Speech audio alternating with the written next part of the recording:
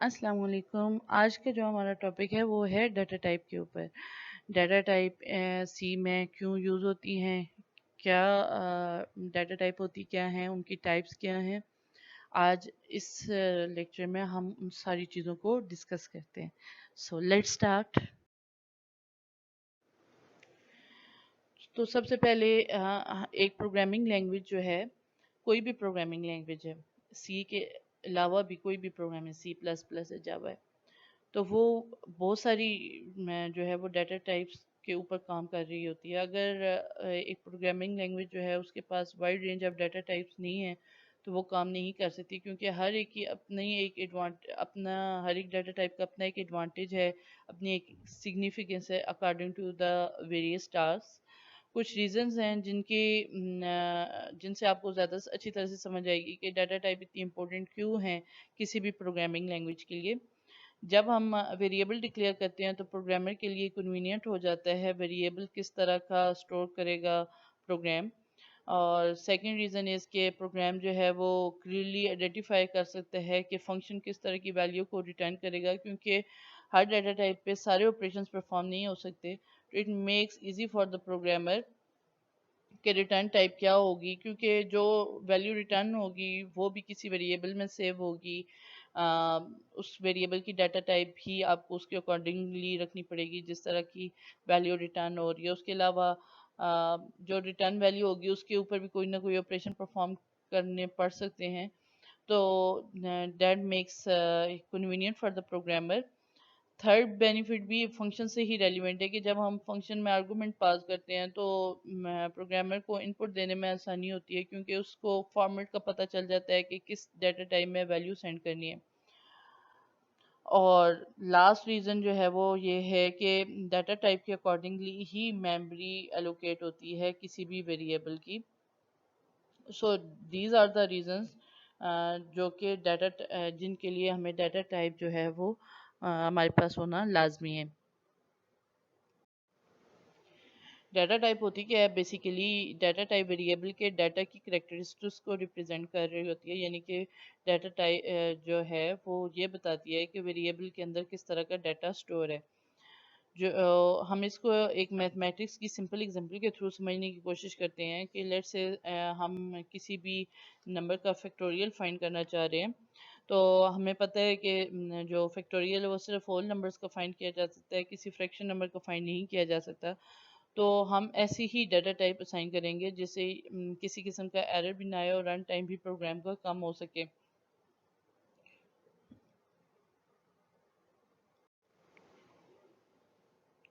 Variables की कुछ types हैं, लाइक फंडामेंटल और प्रिमिटिव डाटा टाइप्स हैं, डिराइव्ड डाटा टाइप्स और यूजर डिफाइंड डाटा टाइप्स हैं।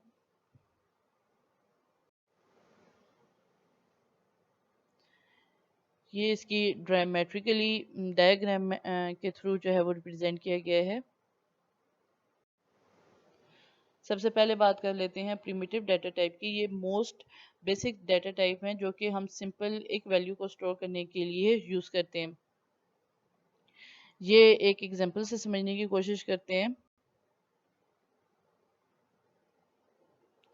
पहले मैं ए जो है वो वैल्यू को स्टोर 10 वैल्यू को स्टोर कर रहे हैं। ये वैलिड है क्योंकि अभी मैंने आपको बताया कि जो बेसिक डाटा टाइप है वो एक टाइम पे एक ही वैल्यू को स्टोर कर सकते हैं। जबकि दूसरी एग्जांपल में जो है वो ए को 3 वैल्यू दी जा रही है, दैट इज़ 10, 20 एंड 30। तो कंपाइलर सिंटैक्स एरर जो है वो थ्रो करेगा, क्योंकि ये इनवैलिड सिंटैक्स है। प्रिमिटिव जो टाइप्स होती हैं उनके जो है वो नाम जो है प्रिमिटिव डाटा टाइप इसको कहा जाता है, समटाइम बेसिक डाटा टाइप भी कहा जाता है, प्राइमरी भी कहा जाता है और फंडामेंटल भी कहा जाता है। तो ये इंटरचेंजेबली यूज़ होते रहते हैं वर्ड्स। तो इन सारों का एक ही मतलब है कि इन फ्लोट ये बेसिक जो डाटा टाइप्स हैं वही सारी इसके अंदर आती हैं। तो ये बेसिकली 5 टाइप की बेसिक डाटा टाइप हैं: इन, फ्लोट, डबल, चार और वाइड।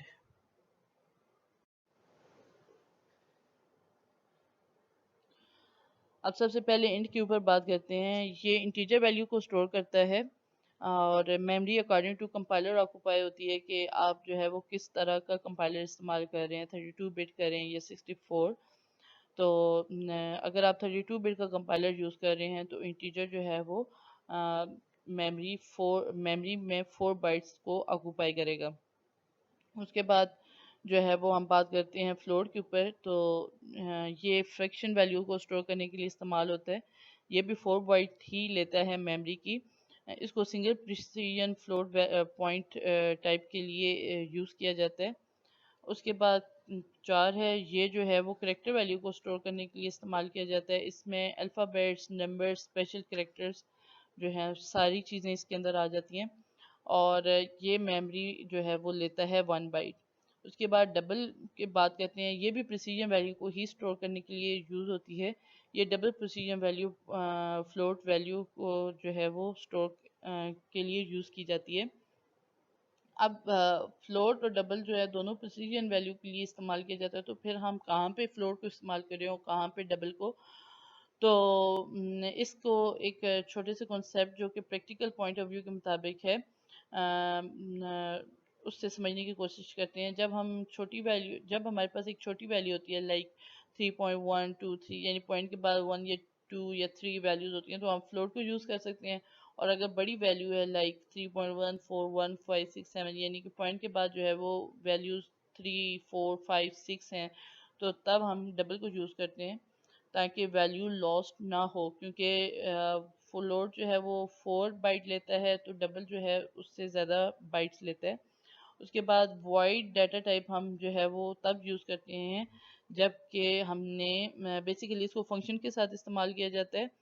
और ये हमें किसी किस्म की कोई वैल्यू रिटर्न नहीं करता, तो तब हम वॉइड को यूज़ करते हैं। ये अगर किसी डाटा टाइप के साथ हम इस्तेमाल करें तो इस मीन के ये ज़ीरो इंडिकेट करेगा, यानी कि इसके साथ किसी किस्म की कोई वैल्यू नहीं होगी। नल वैल्यू, नल डाटा टाइप है बेसिकली। अब डाटा टाइप के साथ जो है वो मॉडिफायर का भी कॉन्सेप्ट है सी में। ये डाटा टाइप और स्पेसिफिक कर देता है, या आप ये कह सकते हो कि ये टू द पॉइंट कर देता है।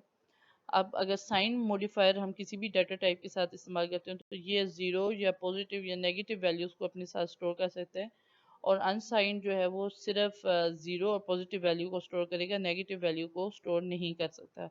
उसके बाद लॉन्ग, ये लार्ज इंटीजर नंबर को स्टोर करने के लिए यूज़ किया जाता है। लाइक फ़ोन नंबर है हमारे पास, तो उसको स्टोर करने के लिए हम लॉन्ग इंट को यूज़ करेंगे, क्योंकि ये 8 बाइट्स जो है वो लेता है मेमोरी की।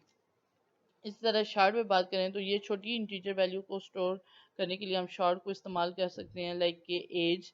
क्योंकि अगर हम शॉर्ट इंट यूज़ करके वैल्यू को स्टोर करेंगे तो मेमोरी वेस्ट नहीं होगी, और हम मेमोरी को अच्छी तरह से यूटिलाइज कर सकेंगे।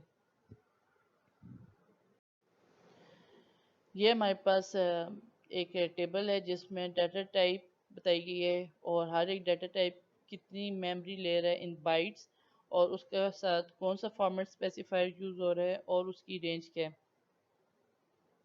अब डाटा टाइप का तो आपको समझ आ गया। मेमोरी एलोकेशन भी आपको पता चल गई। फॉर्मेट स्पेसिफायर बेसिकली किस फॉर्मेट में वो डाटा शो होना है, तो फॉर्मेट स्पेसिफायर स्पेसिफाई करता है। और रेंज बेसिकली ये मैक्सिमम और मिनिमम वैल्यू जो कि एक variable according to data type store कर सकता है, वो रिप्रेजेंटेशन बता रहा है कि ये कहाँ से कहाँ तक की वैल्यू को स्टोर कर सकते हैं।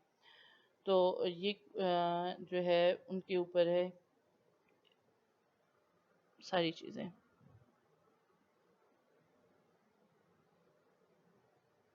अगर हमने चेक करना है कि एक वेरिएबल ने जो है वो कितना साइज लिया मेमोरी में, तो आप साइज ऑफ का ऑपरेटर जो है, फंक्शन जो है वो यूज़ कर सकते हैं, जिससे आपको पता चलेगा कि एक वेरिएबल ने मेमोरी कितनी ली है। ये प्रोग्राम है। इस प्रोग्राम को डिस्कस करते हैं। सबसे पहले जो फर्स्ट लाइन है,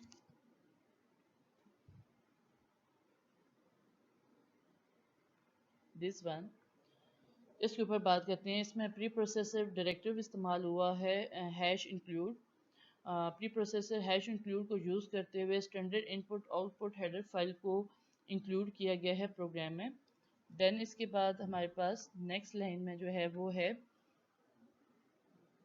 main function. Main function start हुआ है जो कि हमें इंटीजर टाइप की वैल्यू रिटर्न करेगा। उसके बाद नेक्स्ट लाइन पे आते हैं, यहाँ पे बॉडी जहाँ से स्टार्ट हो रही है। नेक्स्ट लाइन में नंबर 1 इंटीजर टाइप का वेरिएबल डिफाइन हुआ है और उसको 400 वैल्यू असाइन की गई है। देन नंबर 2 शार्प मॉडिफायर के साथ डिक्लेयर हुआ है, उसको 500 के साथ इनिशियलाइज किया गया है। उसके बाद नंबर 3 है जो कि दो मॉडिफायर्स को यूज़ करते हुए एक अनसाइन और एक शॉर्ट, इन तीनों दो को किया गया। देन नंबर 4 है, इसके साथ लॉन्ग मॉडिफायर इस्तेमाल हुआ है। नंबर 5 के साथ दो मॉडिफायर इस्तेमाल हुए हैं, अनसाइन और लॉन्ग। उसके बाद नंबर 6 है, इसके साथ 3 जो है वो मॉडिफायर इस्तेमाल हुए हैं, अनसाइन, लॉन्ग एंड लॉन्ग। और देन करेक्टर के साथ करेक्टर 1 है, इसके साथ जस्ट डाटा टाइप 4 इस्तेमाल हुई है। देन करेक्टर 2 है, इसके साथ मॉडिफायर साइन इस्तेमाल हुआ है। करेक्टर 3 है, इसके साथ मॉडिफायर अनसाइन। लाइक ये सारी चीज़ें जो हैं अब आपको समझ आ गई होंगी कि मॉडिफायर को डाटा टाइप के साथ किस तरह से इस्तेमाल किया जाता है। उसके बाद प्रिंट एफ की बात करते हैं, तो सबसे पहले जो मॉनिटर पे प्रिंट होके आएगा that is the welcome to easy programming. इसमें जो है वो बैक स्लैश एन का इस्तेमाल किया गया है। Backslash N basically escape sequence है जो कि कर्सर को न्यू लाइन के ऊपर लेके जाता है। देन दो फॉरवर्ड स्लैश इस्तेमाल हुई हैं print statement to show the size of the various data type. This one sorry this one तो ये जो है वो बेसिकली सिंगल लाइन कमेंट है जो कि इग्नोर होगा। उसके बाद हम इस लाइन को डिस्कस करते हैं डीपली ताकि आपको बाकी सारी लाइन भी जो है वो समझ आ जाए। अच्छा, प्रिंट एफ में जो है वो the size of in data type, उसके बाद परसेंटेज डी इस्तेमाल हुआ है। परसेंटेज डी आपने पीछे टेबल में देखा था कि ये बेसिकली इंटीजर डाटा टाइप का फॉर्मेट स्पेसिफायर है। इज परसेंटेज एल यू, ये अनसाइन लॉन्ग इंट को रिप्रेजेंट कर रहा है। और बैक स्लैश एन का आपको मैंने बताया कि ये जो है क्या है, न्यू लाइन पे कर्सर को लेके जाता है। उसके बाद इन्वर्टेड कोमा ख़त्म हो गया। अब number 1 comma size of number 1, यानी कि नंबर 1 एक शो होगा किस जगह पे, परसेंटेज डी की जगह पे, ये जो जगह है यहाँ पे। और साइज ऑफ नंबर 1 जो है वो इसके ये इसकी जगह रिप्लेस करेगा। ये सारा प्रोग्राम इसी तरह से ही काम कर रहा है।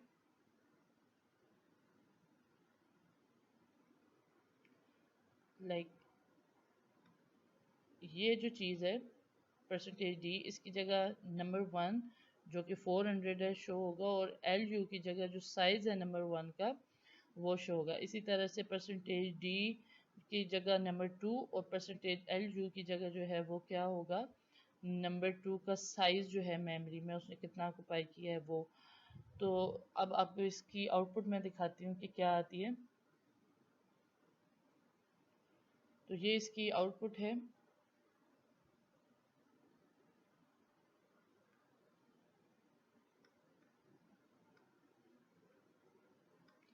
देखें, जो फर्स्ट परसेंटेज डी था वहाँ पे 400 आया, और सेकंड जो थी चीज़ एल यू यहाँ पे था, वहाँ पे जो उसने मेमोरी ऑक्यूपाई की थी वो चीज़ आ गई।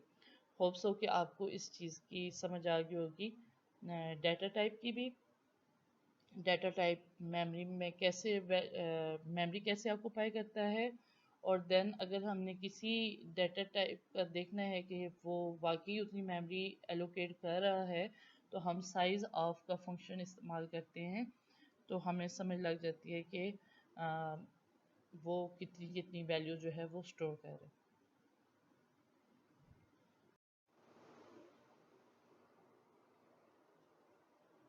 अब हम बात करते हैं ड्राइव। जैसा इसका नेम रिप्रेजेंट कर रहा है, ये बेसिक डाटा टाइप से एक्सटेंड होके बनी है। बेसिक टाइप डाटा टाइप के साथ क्या हो रहा था कि वो एक टाइम पे ना एक वैल्यू को स्टोर कर रही थी। लेकिन सम टाइम ऐसे होता है कि हमारे पास एक टाइम पे हमें एक से ज़्यादा वैल्यू को स्टोर करना पड़ सकता है। तो देन हम क्या करें, देन हमारे पास जो ऑप्शन है वो है ड्राइव डाटा टाइप की। ड्राइव डाटा टाइप हमें एक साथ एक जैसी बहुत सी वैल्यूज़ को स्टोर करने में हेल्प करता है। इसके लिए ड्राइव डाटा टाइप को इसलिए ही बनाया गया है, ये डाटा को ग्रुप की फॉर्म में स्टोर कर सकता है। इसकी 3 टाइप्स हैं, array, pointers and functions. Basically array जो है वो क्या है, ये एक जैसे डाटा को एक साथ स्टोर कर सकता है। कलेक्शन जैसे सेट होते हैं ना मैथ में, इसी तरह से एरे भी होता है। और उसके बाद पॉइंटर्स, ये बेसिकली मेमोरी एड्रेस जो वेरिएबल्स के होते हैं उनको स्टोर करने के लिए इस्तेमाल होता है। और देन फंक्शंस जो हैं, इसमें क्या होता है कि लेट्स सपोज एक स्पेसिफिक टास्क के लिए जो भी स्टेटमेंट्स होती हैं उनको एक ग्रुप की फॉर्म में रख दिया जाता है और उस ग्रुप को कोई ना कोई फंक्शन का नाम दे दिया जाता है। तो फंक्शन बेसिकली दो तरह के होते हैं, यूज़र डिफाइंड भी होते हैं और बिल्ट इन फंक्शंस भी होते हैं। वो सारे जो हैं वो ड्राइव डाटा टाइप्स के अंडर ही आते हैं। उसके बाद यूज़र ड्राइव जो है, user defined sorry data types क्या होती हैं। अब पीछे हमने ड्राइव में देखा कि वो सिमिलर डाटा को जो है ना उसके कलेक्शन को अपने पास स्टोर कर रही थी। तो फिर हम थोड़ा इससे भी ऊपर जाके सोचते हैं कि समटाइम ऐसे भी हो सकता है हमारे पास जो कलेक्शन हो चीज़ों का वो एक जैसा ना हो, मतलब मुख्तलिफ चीज़ें हो। तो देन हम क्या करें, देन हमारे पास जो डाटा टाइप आती है वो आती है यूज़र डिफाइन। तो यूज़र डिफाइन में क्या होता है कि ये सिमिलर वैल्यूज़ को भी स्टोर कर लेता है और डिफरेंट डाटा टाइप की वैल्यू को भी स्टोर कर सकता है। इसमें इसको कैसे अचीव किया जाता है, इसको स्ट्रक्चर्स के थ्रू भी अचीव किया जाता है, यूनियंस के थ्रू भी और इनैमोरेशंस के थ्रू भी।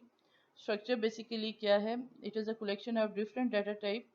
और इसको ये जो चीज़ें हैं जो मतलब डाटा मुख्तलिफ वेरिएबल्स हैं उनको हम कैसे एक्सेस कर सकते हैं, बाय यूजिंग ऑब्जेक्ट्स। और देन हमारे पास यूनियन आता है। यूनियन क्या करता है, ये डिफरेंट डाटा टाइप जो डिफरेंट डाटा टाइप का डाटा होता है उसको सेम मेमोरी एलोकेशन लोकेशन पे जो है स्टोर करने की प्रिविलेज देता है। और देन हमारे पास न्यूमरेशन आते हैं, ये जो है ग्रुप है कांस्टेंट वैल्यू को रिप्रेजेंट करता है जिनकी values throughout the program जो है वो चेंज नहीं हो सकती। तो ये तीनों जो हैं वो यूज़र डिफाइंड डाटा टाइप्स के अंडर आते हैं। ये सारे जितने भी हमने पढ़े, ड्राइव पढ़े, यूज़र डिफाइन, ये बेसिकली प्रिमिटिव डाटा टाइप से ही एक्सटेंड होते हैं। जस्ट ये इनमें बेनिफिट होता है कि प्रिमिटिव डाटा टाइप जो है वो एक वैल्यू एक टाइम पे स्टोर करती है। ड्राइव में हमें ये ऑप्शन मिल जाता है कि हम जो है एक जैसी वैल्यूज़ को जो है वो मल्टीपल वैल्यूज़ को स्टोर कर सकते हैं जिनकी डाटा टाइप सेम हो। और यूज़र डिफाइन हमें क्या करता है, ये भी कलेक्शन ऑफ वेरिएबल्स होते हैं, लेकिन यहाँ पे हमें ये प्रिविलेज हासिल हो जाती है कि हम डिफरेंट डाटा टाइप्स की वैल्यूज़ को भी स्टोर कर सकते हैं। तो ये 3 तरह की जो है वो प्रिविलेजेस हमें दी गई हैं सी की तरफ से। तो according to the program problems, according to program domain, problem domain, हम जो है डाटा टाइप को चूज़ करते हैं। होप्स हो कि आपको जो है आज का लेक्चर अच्छा लगा होगा, आपको पसंद आया होगा, समझ भी आ गई होगी। लेकिन अगर आपको फिर भी किसी चीज़ की क्यूरी है तो आप जो है मुझसे पूछ सकते हैं। Thank you very much.